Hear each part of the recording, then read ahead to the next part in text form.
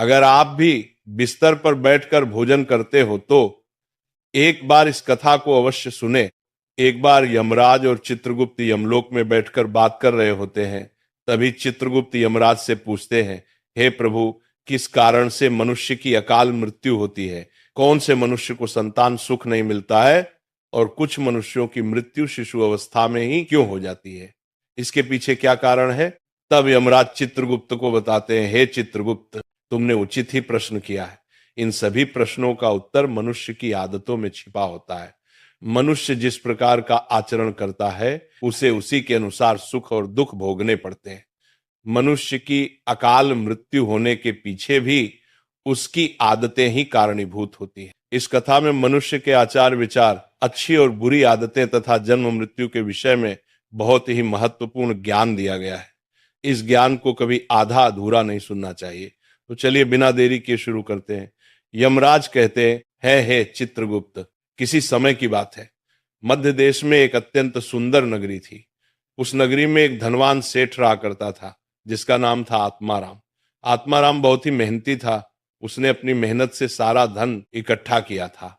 उसका बहुत बड़ा व्यापार था और साथ ही उसके पास बहुत सारा खेत था। पूरे नगर में आत्माराम जितना धनी इंसान कोई नहीं था। सौभाग्य से आत्माराम के 3 पुत्र थे और 2 पुत्रियां थीं। आत्माराम के सभी पुत्र पुत्रियों का विवाह हो चुका था। आत्माराम के 3 बेटे उसी के साथ रहते थे और उसके कामकाज में उसकी सहायता करते थे। आत्माराम का बड़ा बेटा किशन बहुत ही समझदार और बुद्धिमान था। वह अपने पिता के सारे काम संभालता था। छोटा बेटा गणेश भी खेत देखता था और खेत के सारे काम करता था। और तीसरा सबसे छोटा बेटा पढ़ाई करता था। आत्माराम के दोनों बेटों का विवाह हो चुका था और कुछ समय बाद पढ़ाई खत्म होने पर उसने उसके छोटे बेटे का भी विवाह कर दिया और उसे भी अपने व्यापार में काम पर लगा दिया। भगवान की कृपा से सब कुछ ठीक चल रहा था। कई वर्ष बीत गए। आत्माराम के बेटों ने उसके व्यापार को और बढ़ा दिया और जब आत्माराम की मृत्यु का समय निकट आया तो उसने संपत्ति का बंटवारा करने का सोचा और अपने तीनों बेटों को बराबर हिस्सा करके उसने अपनी सारी संपत्ति तीनों बेटों के नाम कर दी और बड़ी ही प्रसन्नता से उसने मृत्यु को गले लगा लिया। आत्माराम की मृत्यु के बाद उसके तीनों बेटे अपने अपने हिस्से में मिली संपत्ति को संभालने लगे। ऐसे ही समय बीतता गया। आत्माराम के बेटे अपने अपने घर पर हर साल अपने पिता का श्राद्ध करते थे और नदी में जाकर तर्पण भी करते थे, जिससे आत्माराम की आत्मा को शांति मिले। आत्माराम के बड़े बेटे को 3 अत्यंत सुंदर पुत्र की प्राप्ति हुई। फिर छोटे बेटे को 2 पुत्र और 1 पुत्री हुई, लेकिन सबसे छोटे बेटे को कोई संतान नहीं हुई। बहुत साल बीत गए लेकिन सबसे छोटे बेटे को कोई संतान नहीं हो रही थी। उसने कई उपाय भी किए लेकिन उसे कभी संतान सुख नहीं मिला, जिस कारण से वह सदा ही दुखी और निराश रहने लगा। कुछ साल बीतने के बाद आत्माराम के छोटे बेटे की तबीयत अचानक खराब हो गई और वह बीमार रहने लगा। उसने अपनी बीमारी के इलाज में अपने पास की सारी जमा पूंजी खर्च कर दी। वो दूर दूर से वैद्य को बुलाकर अपना इलाज करवाता था। बीमारी के कारण वो अपने काम काज पर ध्यान नहीं दे पा रहा था, इसीलिए उसकी स्थिति और भी अधिक खराब होने लगी थी।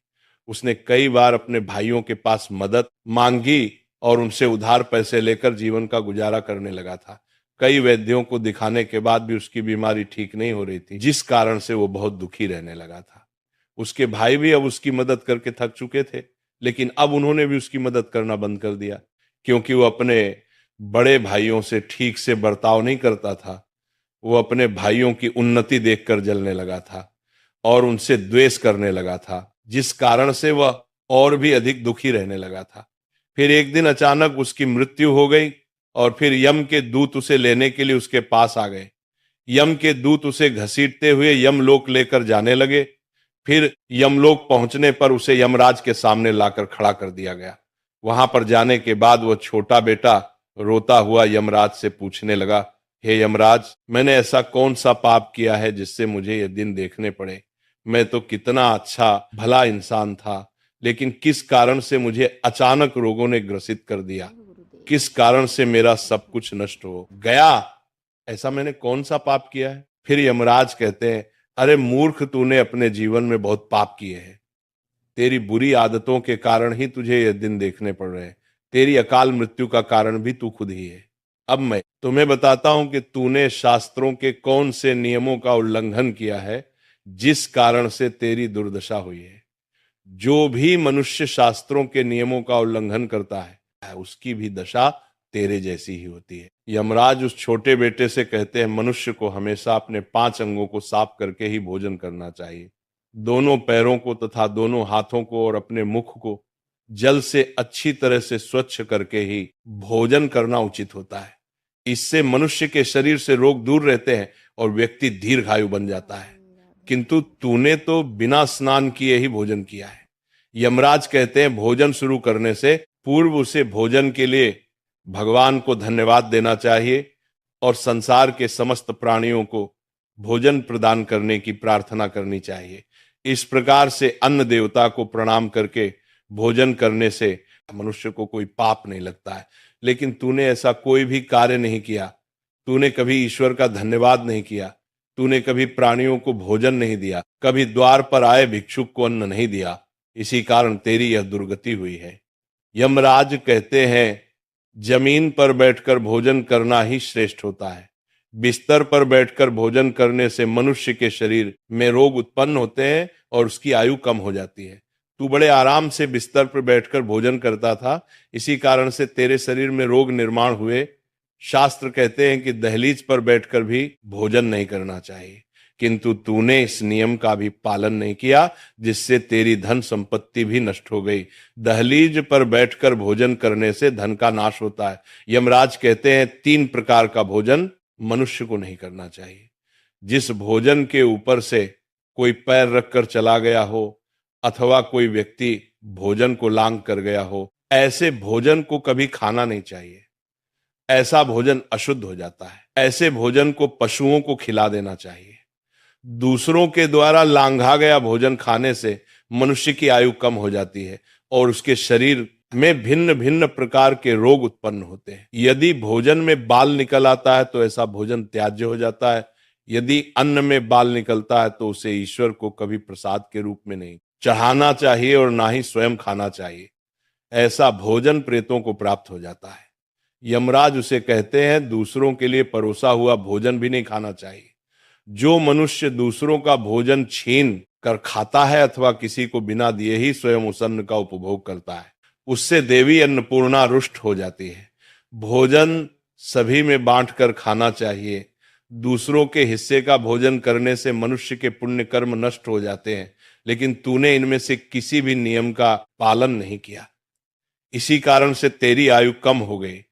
शास्त्रों के अनुसार दिन के समय में मनुष्य को उत्तर की ओर मुख करके मल मूत्र का त्याग करना चाहिए। यदि रात्रि के समय मल मूत्र का त्याग करना हो तो दक्षिण की ओर मुख करके करना चाहिए।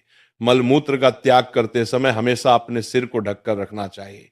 किसी भी पेड़ के नीचे, कुएं के पास, नदी के किनारे के पास, गौशाला के पास, देव मंदिर, अग्नि के पास तथा श्मशान भूमि के पास कभी मल मूत्र का त्याग नहीं करना चाहिए।